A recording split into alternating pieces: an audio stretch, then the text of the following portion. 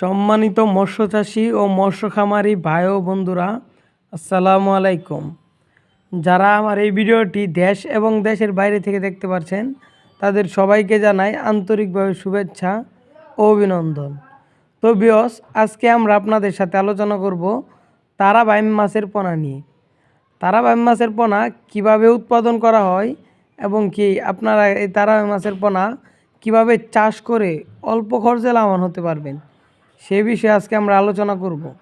তো ভিউয়ার্স, আজকে আপনারা আমাদের ভিডিওটি কেটে কেটে না দেখে সম্পূর্ণ ভিডিওটি দেখুন, তাহলে বুঝতে পারবেন তারা মাছের পোনা কীভাবে চাষ করে আপনি অল্প খরচে লাভবান হতে পারবেন।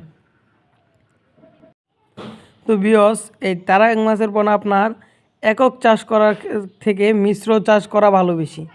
এই তারা মাছের পোনার সাথে আপনি যে মাছের পোনা চাষ করতে পারবেন, মনুসেক্স তেলাপিয়া, দেশি শিং, দেশি মাগুর, ভিয়েতনামি কই, তারপরে আপনার দেশি রুই, সুবর্ণ রুই, মৃগেল, কালীবাউস, কাতল, সরপুঁটি, আরও অনেক মাছই চাষ করতে পারবেন ইত্যাদি।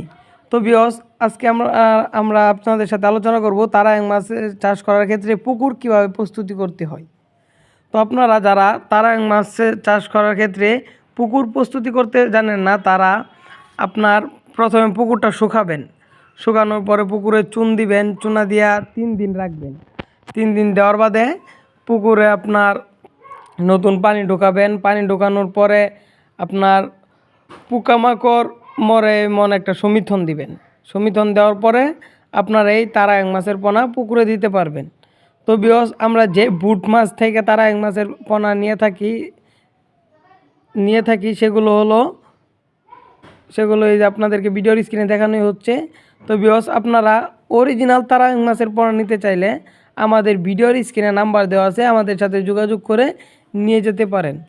আর এই তারা মাছের পোনা আপনি চাষ করে অল্প খরচে লাভবান হতে পারবেন। তো ভিউয়ার্স, আজকে যদি আমাদের ভিডিওটি আপনাদের ভালো লেগে থাকে, তাহলে আমাদের চ্যানেলটি লাইক, কমেন্ট, শেয়ার এবং সাবস্ক্রাইব করুন।